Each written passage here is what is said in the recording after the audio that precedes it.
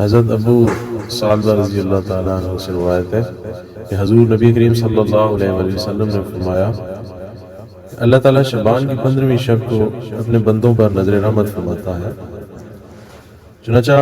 وہ مومنین کی بخشش فرماتا ہے اور کفار کو مہلت عطا فرماتا ہے، اور بغض و کینہ رکھنے والے کو اپنی حالت پر چھوڑ دیتا ہے یہاں تک کہ وہ اس خصلت کو چھوڑ دے۔ اسی طرح شب برات کی فضیلت میں ہی ایک اور حدیث